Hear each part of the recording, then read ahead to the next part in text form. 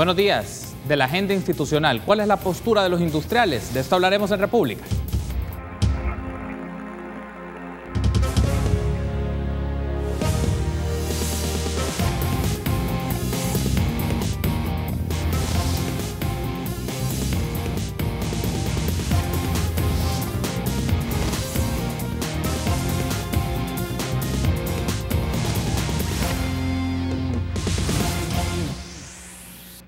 Muy buenos días, qué gusto que nos acompañe en una nueva edición de República. Les saluda Carlos Monterrosa. Es un agrado que esté junto a mí en la mañana de este martes 18 de septiembre del año 2018 para abordar diversos temas de la realidad, de la coyuntura política de nuestro país. Vamos a hablar un poco de la agenda institucional, el proceso de elección de magistrados de la Corte Suprema de Justicia, Fiscal General de la República, pero también vamos a hablar de la agenda comercial e industrial. ¿Cuál es el posicionamiento, cuál es la postura que tiene el gremio industrial al respecto? Y es un gusto para mí recibir a Eduardo Cader, presidente de la Asociación de Industriales, y también está conmigo Jorge Arriaza, director ejecutivo de la ASI.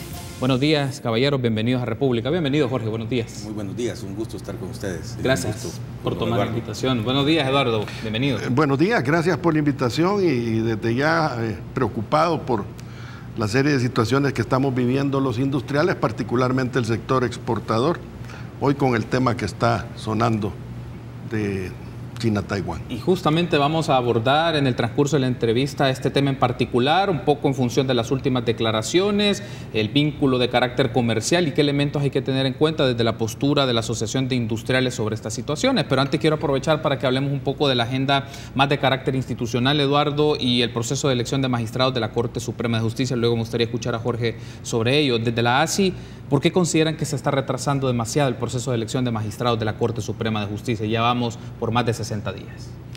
Mire, yo creo que al día de hoy son 63 días precisamente. Nosotros estamos preocupados porque hay una serie de tutelas, digámosle así, que no están siendo atendidas. Se decía a fines de la semana pasada que habían 120 procesos entre habeas corpus, recursos, etcétera, que no están siendo atendidos y que son de mucha prioridad para lo que es la legislación constitucional. Eso por un lado. Y por el otro lado nos preocupa muchísimo que este retraso en definitivo ya se volcó al tema de las cuotas partidarias dentro de la estructura de lo que va a ser la Corte y la Sala, por supuesto. Yo creo que eso deja mucho que desear por parte de los políticos. En la Asamblea debió existir algún otro nivel de visión para que, como se ha venido repitiendo desde hace más de 2 o 3 meses, los temas de independencia, idoneidad, transparencia, profesionalismo, experiencia, fuesen más tomados en cuenta y no las posiciones partidarias de que yo pongo a este y si me lo permitís, yo te dejo poner al otro. Esas son situaciones que van en detrimento de la justicia y deja mucho que desear de cara a un evento electoral que próximamente vamos a enfrentar. Este retraso, Eduardo, ¿a quiénes beneficia? ¿Quiénes considera que ganan de que se esté dilatando por 63 días el proceso de elección de magistrados? Porque tenemos, y está claro, quiénes pierden o quiénes perdemos en todo este proceso para solicitar amparos, recursos, inconstitucionalidades, pero también por la garantía de disponer uno de los órganos fundamentales del Estado, el órgano jurisdiccional. Pero si lo vemos desde esta perspectiva, ¿quiénes ganan al no tener conformada la sala? Mire, hay visiones y en el caso, por ejemplo, a mí me agrada escuchar al diputado independiente que tiene un criterio muy claro, muy definido respecto a que los mejores calificados son los que deben sentarse en esa silla. Pero por el otro lado me preocupa que se emiten nombres, se dicen nombres que aparentemente son instrumentos de auxilio a la impunidad, como dicen coloquialmente hablando, buscan tapaderas para ocultar en algún momento situaciones que en nada benefician a la justicia salvadoreña. Yo diría que vamos en un buen rumbo con todo lo que hemos visto que ha ejecutado el fiscal y ojalá pudiéramos seguir en esa línea, pero parece que los partidos se están anteponiendo a un esfuerzo que se está haciendo por poner en orden el sistema judicial. Una de las preocupaciones también, Jorge, me gustaría escucharle sobre ello, es que, y un señalamiento que se ha dado por diversas expresiones de organizaciones sociales, tanques de pensamiento, universidades, es que uno de los criterios que está dilatando esto es perfiles en algún aspecto que tengan afinidad con grupos parlamentarios o con diputados en particular, para no promover investigaciones o que no ejerzan una votación ante el Pleno de la Corte Suprema de Justicia porque tienen casos o son parte de la lista de investigación de la sección de probidad. Desde la Asociación de Industriales consideran que este es uno de los elementos más determinantes, que los nombres o aquellas personas que puedan tener más afinidad, más que a partidos, a personajes en concreto que no puedan llevar investigaciones contra la transparencia o investigaciones que afecten a la probidad pública. Sí, bueno, efectivamente, ya lo decía nuestro presidente, ¿verdad? Es una preocupación de buscar las gentes más idóneas para esos puestos tan importantes en el país y para el cumplimiento de la justicia, y no buscar personas que tapen o que limiten investigaciones para ciertos políticos, porque hay que también resaltar que los partidos son instituciones que muchas veces tienen una buena voluntad de trabajo, pero hay personas dentro de los partidos que obstaculizan ese tema. En ese sentido, sí es grave pensar que hay un retraso de la elección de magistrados por intereses personales dentro de los partidos, ¿verdad? Y eso no puede ser. Debe haber una reacción de la sociedad salvadoreña. En el sector industrial, uno de los puntos más relevantes que nos mencionan nuestros socios permanentemente es la seguridad jurídica y la seguridad personal. Y la seguridad jurídica se basa en un cumplimiento efectivo de la justicia. Si no hay una sala de lo constitucional, por ejemplo, y la base de la democracia es la Constitución, entonces estamos cayendo en un serio fallo del órgano legislativo de no elegir a las personas que precisamente custodian la democracia, por decirlo de alguna manera, y que tienen que investigar temas también de probidad y otros temas muy delicados de la administración de justicia, ¿verdad? Entonces, si queremos pasar a la acción, es necesario realmente que la Asamblea rápidamente elija con criterios de idoneidad. Hay un asunto también, Jorge, que ha mencionado y creo que vale la pena ampliarlo un poco más, es ¿cuál es la afectación principal desde el ámbito del gremio de los industriales que le genera no tener configurada la sala de lo constitucional, pero además la Corte Plena? Usted ha dado una mención de la seguridad jurídica, pero hay otra serie de elementos que desde los industriales consideran, bueno, es importante que esta decisión se tome ya, que los grupos parlamentarios lleguen a acuerdos y se establezcan los perfiles y las personas que van a llegar a conformar este órgano jurisdiccional. Sí. Bueno, el empresario industrial invierte a 30, 40, 50 años plazo, ¿verdad? Es inversiones de largo plazo y de grandes cantidades en millones de dólares, porque se requiere precisamente una estructura productiva de esa naturaleza. Entonces, lo primero que un empresario quiere, y especialmente un industrial, es seguridad jurídica, que no le van a cambiar las reglas o le van a dar respuestas a sus demandas en procesos amañados o en procesos que no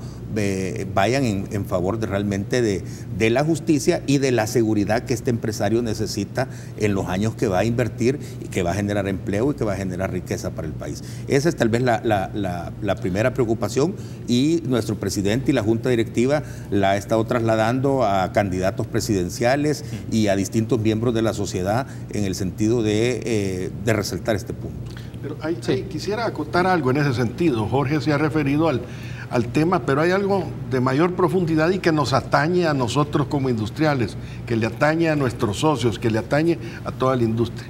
Eventualmente se están promulgando leyes en la Asamblea que muchas veces son lesivas para la industria.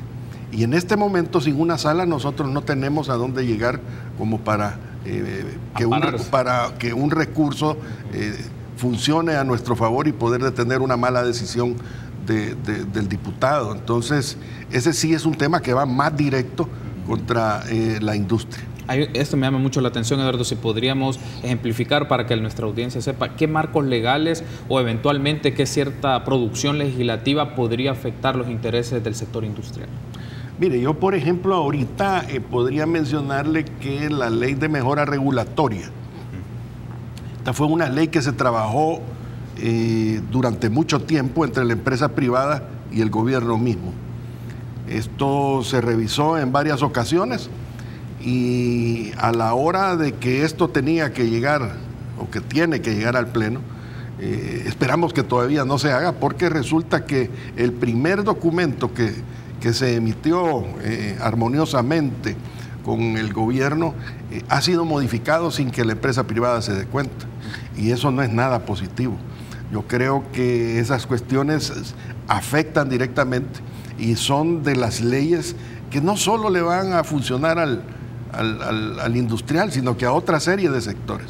Entonces, esas cositas que suceden muchas veces, no le quiero decir tendenciosas, pero que nos toman demasiado tiempo para lograr un producto positivo, que nosotros, teniendo el bien común de fondo, ayudar a la industria, al comercio, a las exportaciones, por ejemplo, resulta que a última hora son cambiadas después de que nos han tenido meses trabajando con el gobierno. Hay un asunto que quiero desarrollar tras la pausa, es también perfiles de los candidatos que están en discusión para la Corte, pero también aparece el proceso de elección del fiscal general de la República, uno de los elementos que ya se va a juntar en esta coyuntura, y me gustaría tener el posicionamiento de la ASI sobre este tema. Una pausa, regresamos.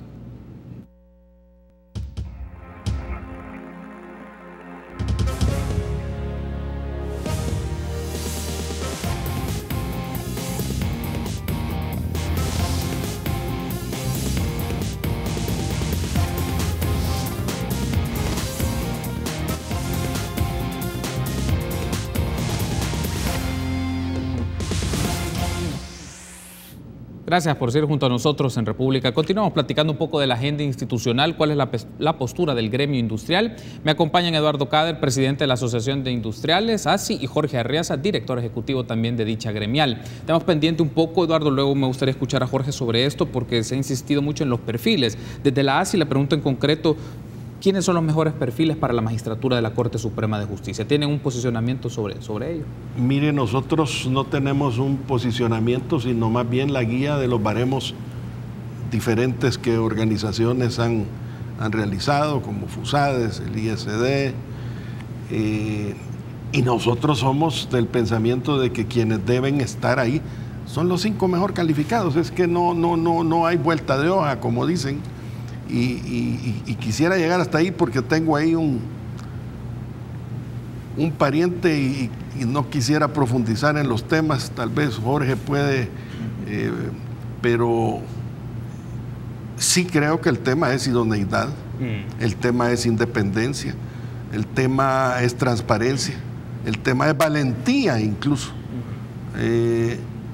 y otros atributos que deben de darse. Yo creo que no hay por qué vacilar. No deja de desconcertar que un partido tiene una lista presentada, luego la retira y presenta otra. Todas esas dudas lo único que hacen es retrasar el proceso mismo. Pero nosotros, como ASI, regresando a la pregunta original, no tenemos así de decir, esta es nuestra planilla o esta es nuestra propuesta. Yo creo que la propuesta lógica y correcta es la de que los mejores calificados sean los que ocupen esos puestos. Y en función de esto, Eduardo, y me gustaría escuchar también a Jorge sobre ello, lo hemos platicado acá con Luis Cardenal, lo hemos platicado acá con los grupos parlamentarios, los distintos diputados que han venido a República. Uno de los asuntos es cómo garantizamos que las personas que lleguen a la Corte Suprema de Justicia como magistrados tengan un carácter independiente de los partidos, que eso es algo fundamental, pero también del sector empresarial. ¿Cómo se garantiza eso? Eso se garantiza nada más con la entereza del candidato electo. Nosotros no podemos decir hay X, Y garantía, no conocemos las interioridades que cada uno de ellos tiene. Realmente es muy difícil poderle decir yo le garantizo esto y esto de determinado candidato. Nosotros, regreso y lo repito de nuevo, los que deben de estar ahí son los mejor calificados por los baremos que han hecho varias personas, el ISD, FUSADES, el grupo no parlamentario, y le digo grupo porque hay varios que respaldan a Leonardo Bonilla, y ellos han hecho calificaciones correctas y tal como debió haber sido desde el principio. Aquí el tema, Carlos, es que desde que se presentaron las primeras listas, aquellas de FEDAES, etcétera, En esas listas ya había gente que nunca debió haber llegado o estar en ellas. En esas listas ya había un poquito de contaminación, que es la que nos ha llevado hasta este momento con el retraso que llevamos de 63 días. Si esas listas hubiesen sido hechas realmente con un propósito sano, transparente, de querer lo mejor para el país, ya tuviéramos sala. Pero siempre hay opacidad en estos procesos y somos los salvadoreños los que tenemos que pagar por ello. Ahora quiero aprovechar y incorporar, Jorge, un elemento a la discusión porque nos la dijo Juan José Martel el viernes pasado que estuvo acá con nosotros en República, y él mencionaba que ahora estamos en un escenario donde se cruzan tres tipos de elecciones que pone la coyuntura un poco compleja: la elección de magistrados de la Corte Suprema de Justicia, la elección del fiscal general de la República, pero también tenemos la elección presidencial. Es decir, y eso es un aspecto que me gustaría conocer el posicionamiento de la ASI, es para la Asociación de Industriales, ¿hay riesgos que esta decisión de los legisladores para nombrar los magistrados y el fiscal general sea posterior a las elecciones presidenciales? Efectivamente, sí lo hay, ¿verdad? Y como lo dice muy bien nuestro presidente, es decir, el tema importante de cumplimiento del sector político es los tiempos debidos y elegir a las personas correctas, pues, para que tengan las decisiones con valentía, con transparencia, como ya lo decía el presidente de la asociación, y que puedan resolver el tema de justicia. Luego viene el tema del fiscal general, que va por la misma vía. La gente, los salvadoreños, día a día viven los grandes problemas de la inseguridad, de la violencia, de la extorsión. Y es necesario un fiscal que ayude a resolver los problemas de la gente, ¿verdad? Es increíble la inseguridad con que viven los salvadoreños, y el fiscal tiene la gran responsabilidad de contribuir a solucionar ese problema. Y finalmente el tema de la elección presidencial, que es sumamente delicado porque son 5 años de gobierno y como muy bien lo decíamos, se entrelazan las elecciones y pueden generar problemas de estabilidad democrática y de seguridad jurídica principalmente, ¿verdad? Uno de los asuntos sobre el que ha aparecido, luego me gustaría hacer ya la transición al caso de las relaciones comerciales con China y tener el posicionamiento de la ASI sobre esto, pero me gustaría escuchar y cerrar este tema con esto, Jorge. Se menciona, o ya está en la discusión, que el fiscal general de la República pues estaría en búsqueda de su reelección. Desde el posicionamiento de la ASI, ¿cómo calificarían el trabajo de Douglas Meléndez al frente de la Fiscalía General de la República? Mire, nosotros como asociación somos muy institucionales y consideramos que cada funcionario tiene que rendir cuentas al ente que corresponde, ¿verdad? En este caso, el fiscal tiene que rendirle cuentas al país y al órgano legislativo, que es el que elegirá al nuevo fiscal. Si él ha hecho bien su labor, pues tendría la posibilidad de que la Asamblea lo considerara para otro periodo. De no ser así, pues tendrán que seguramente habrán otros candidatos, ¿verdad? Entonces nosotros lo que pedimos, más que hacer una valoración de los funcionarios públicos, es el cumplimiento adecuado de sus funciones, ¿verdad? Y el fiscal tiene una responsabilidad grande. No nos toca a nosotros valorar principalmente esa función, sino que realmente exigir que la Fiscalía como cuerpo institucional resuelva y actúe en favor de los salvadoreños. Ahora, antes de escucharlo de China, solo me gustaría tener su posicionamiento, Eduardo, sobre esto. ¿La ASI tiene algún tipo de calificación o postura sobre el desempeño del fiscal general de la República? Porque se ha mencionado mucho y el mismo diputado Juan José Martel nos lo mencionaba acá, pues ya inició con esto, con la presentación o la sentencia que se tiene del caso Saca, ya inició como su proceso de elección o búsqueda de reelección. ¿La ASI al respecto tiene un posicionamiento, tiene una calificación al trabajo, o es algo, como mencionaba Jorge, lo deja directamente al rendimiento legislativo y el posicionamiento que puedan tener los grupos políticos? Mire, nosotros no somos quienes para calificarlo institucionalmente hablando. Cada quien personalmente podrá darle su calificación y decir qué hay de su desempeño. Sí. Yo creería, y esto a título personal, creería que en aquella escala de bueno, muy bueno, excelente, extraordinario, yo lo dejo todavía en bueno, porque falta mucho por hacer. Quizás el tiempo no le ha alcanzado, se dice que el presupuesto no le ha alcanzado, que solo ha tocado personeros de un partido, que solo ha tocado personeros de los...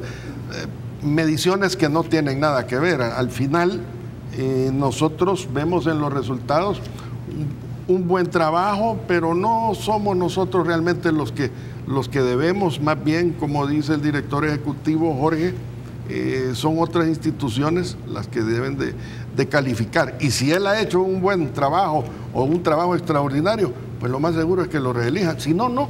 Es así de sencillo.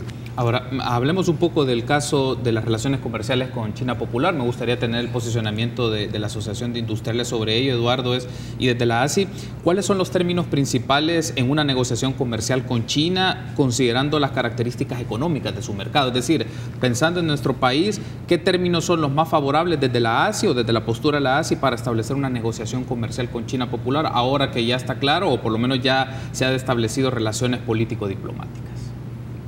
Bueno, yo no diría que está claro, Carlos. Okay. No usaría esa palabra, porque no está claro realmente. Este es un proceso en donde hay 4 elementos importantes que hay que tomar en cuenta. Número 1, el tema diplomático, que consiste en aquella fotografía de la firma, y no pasa de eso realmente. Luego viene el tema comercial, que sí tiene que ver directamente con el tema de un acuerdo de alcance parcial o un TLC, qué sé yo. Luego viene el tema propiamente político para el caso. Y para nosotros, por las circunstancias en que estamos, el más importante, las consecuencias que pueden haber con nuestro primer socio comercial, históricamente hablando, los Estados Unidos. Si nos ponemos a analizar cada uno de ellos, el tema diplomático, como le decía, no es nada más que la foto esa. Pero yo le preguntaría, ¿qué necesidad existía de llegar a plasmar ese par de firmas que se dieron por ahí si ya existían relaciones comerciales con China? Si se dio la necesidad, o el apremio o la urgencia de China para que El Salvador hiciera eso y cortara las relaciones con Taiwán, tiene que ser a cambio de algo. Eso es lo que no conocemos. Y cuando se dice tiene que ser a cambio de algo, yo le digo, ¿será que van a...? Y empiezo a especular. ¿Por qué especulo? Porque no tenemos toda la información. Aún después de habernos reunido con la señora ministra de Economía.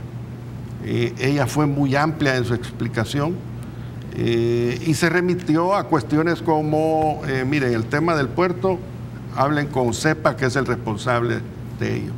El tema político, hablen con Cancillería y el Ejecutivo, que ellos son. Yo me refiero estrictamente a lo comercial. Pero cuando se refiere, y paso ahora al tema comercial, solo se nos informa los grandes titulares, los términos protocolarios de aquel acuerdo que lleva rumbo comercial, pero no se nos enseña la letra pequeña, perdón. ¿Qué hay detrás de esto? ¿Qué viene? ¿Qué va a favorecer a El Salvador? ¿Qué hay de bien común para la República? Valga la publicidad. Tengo que hacer la pausa, Eduardo, sí. Pero al regresar me gustaría que termine justamente esta idea y escuchar a Jorge sobre ello en la lógica más comercial, también planteándonos un escenario que tenemos un contexto mundial donde hay un aumento de aranceles a exportaciones entre Estados Unidos y China, y eso tiene una implicación a los socios de ambas partes, sí. Y cómo El Salvador también tiene una afectación, y también hablar un poco del Congreso Centroamericano de la Industria y a ver en qué consiste esta actividad que va a estar desarrollando la ASI. Una pausa, regresamos.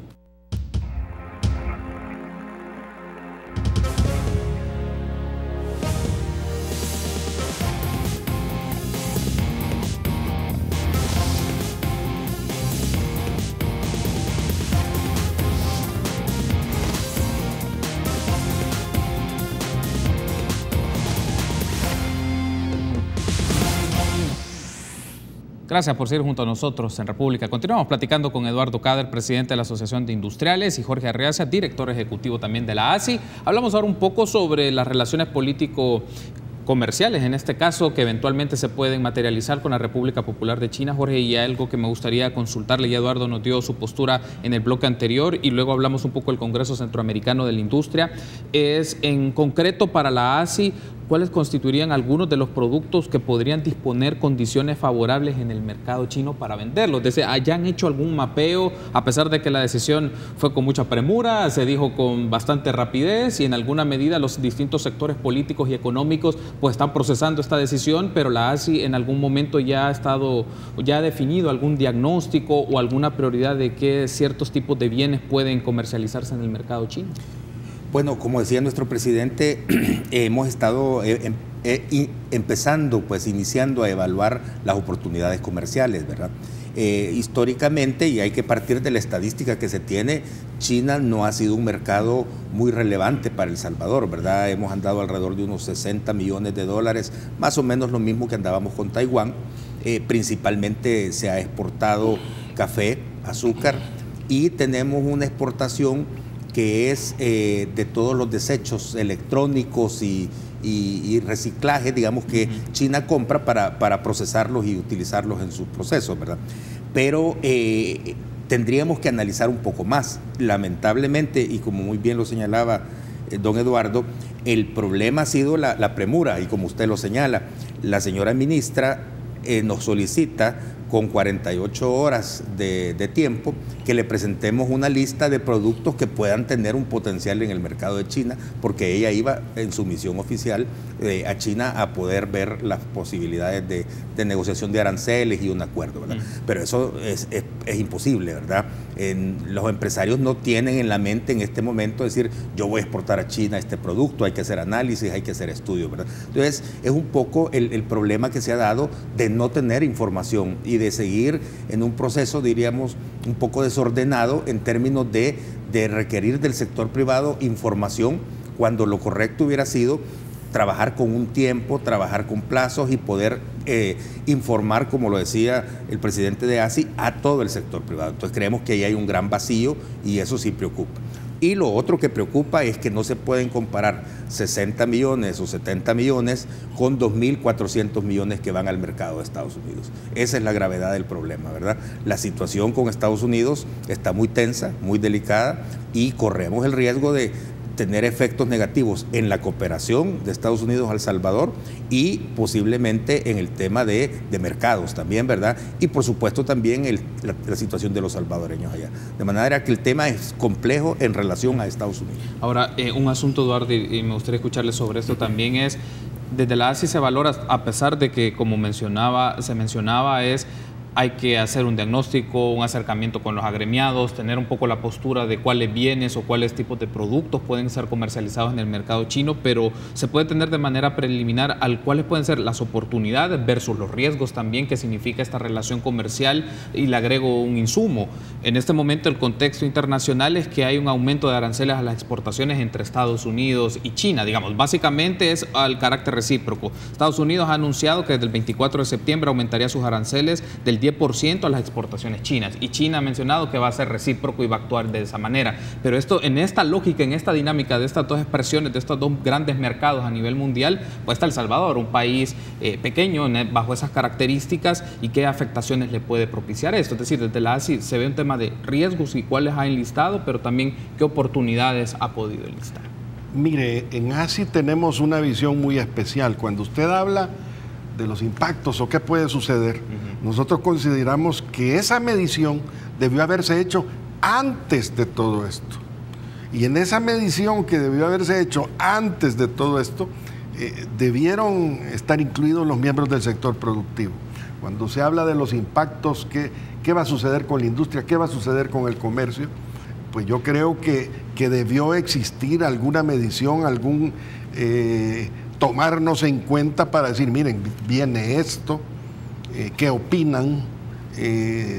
No nos olvidemos de que el sector industrial, por ejemplo, es el que genera el 96%, 97% de las exportaciones en el país. Nosotros contribuimos con un 17% al Producto Interno Bruto. Tenemos representatividad. Entonces, justo hubiera sido que en aquel momento se nos tomara en cuenta. Ahora me dice, ¿y entonces qué van a hacer? ¿Qué es lo que ASI pretende en este momento?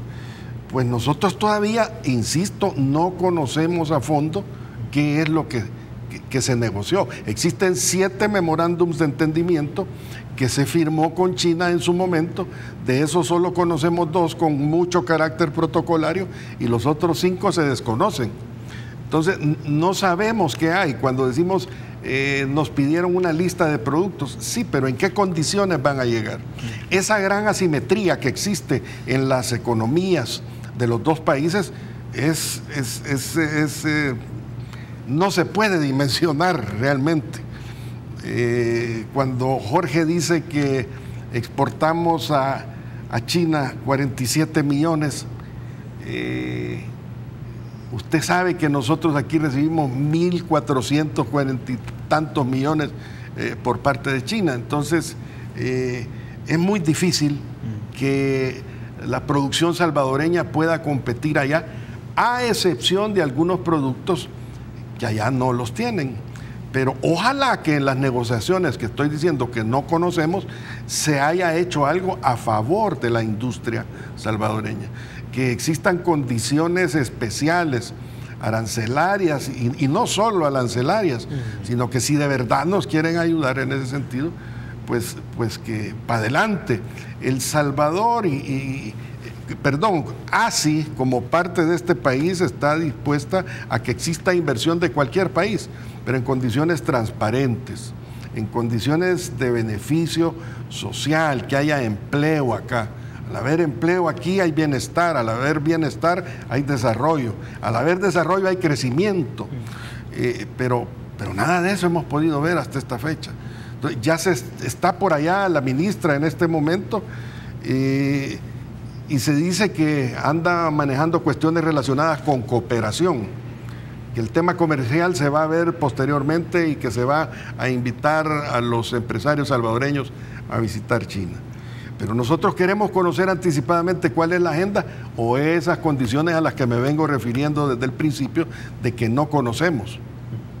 Esa es, en pocas palabras, la posición. Yo hubiera querido extenderme un poco más, pero no me basta con decir que por tener relaciones con China vamos a poner en peligro un mercado seguro que tenemos con los Estados Unidos, en donde el 44.1% de nuestras exportaciones van a parar. Amén de los casi 300,000 salvadoreños que están por allá, que nos mandan sus remesas, que se convierten en la masa más importante económica de la que depende el país. Entonces, la situación es muy delicada, hay que profundizar un poco. En la Junta Directiva de ayer, precisamente tratamos ya de direccionar esfuerzos para profundizar y conocer un poco más del tema. Estamos llegando ya en la fase final de esta entrevista, Jorge, pero no quiero pasar por alto que entiendo que a finales de octubre la ASI va a desarrollar el Congreso Centroamericano de Industria. Si nos puede comentar de manera general cuál es el eje temático de este evento y cuáles son como las prioridades en la discusión de esta actividad. Sí, bueno, precisamente, en primer lugar, estamos cumpliendo 60 años como Asociación Salvadoreña de Industriales, de las gremiales más antiguas del país y más sólidas, y en términos de representatividad, pues como nos decía nuestro presidente, representamos el 17% del PIB, el 97% de las exportaciones, un alto porcentaje de empleo, el 23%. Y queremos celebrar los 60 años con un evento importante. Con la conversación que hemos tenido esta mañana, que usted muy bien ha dirigido, nos encontramos con un escenario internacional complejo, ¿verdad? Y El Salvador ya no puede tampoco seguir viendo las cosas bilateralmente o unilateralmente. Es necesario ver el tema como región. Centroamérica es nuestro segundo mercado, con el otro 44%, 45% de exportaciones. De manera que cualquier tema, digamos, relacionado con China, por ejemplo, que es el que estamos hablando, o con Estados Unidos, implica a toda la región. Así que tendremos expositores, empresarios, líderes empresariales de la región. Vienen los presidentes de todas las cámaras de industria de Centroamérica a analizar los temas regionales. Traemos importantes analistas geopolíticos, como por ejemplo el doctor Daniel Sobato, que es un hombre de cartel internacional y que conoce muy bien la política regional e internacional. También estará presente el doctor Luis Pasos, un hombre que ha trazado mucho el camino de la economía de mercado en la región y que conoce sobre temas de economía relacionados con los países asiáticos, de manera que tendremos un lujo de evento el 24 y 25 de octubre y estamos seguros de que los industriales van a reunirse en ese evento y que también saldrán conclusiones importantes para el país. Perfecto, quiero darle las gracias por haberme acompañado. Jorge, ha sido un gusto. Eduardo, ha sido un gusto que me hayan acompañado en esta primera parte de República y abordar diferentes temas, y la invitación está hecha para que nos volvamos a encontrar en otra oportunidad y seguir discutiendo el tema comercial, posicionamiento de la Asociación de Industriales y cómo se va gestando la dinámica política y coyuntural del país, Eduardo. Muchas gracias por la invitación y creo que sí, el tiempo no alcanza para poder exponer todas las inquietudes que tenemos los industriales. Muchas gracias a ti, Carlos, y al canal por tomarnos en cuenta. Perfecto, gracias por habernos acompañado, Eduardo. Jorge, ha sido un gusto. Permítanos una pausa, continuamos con más entrevistas.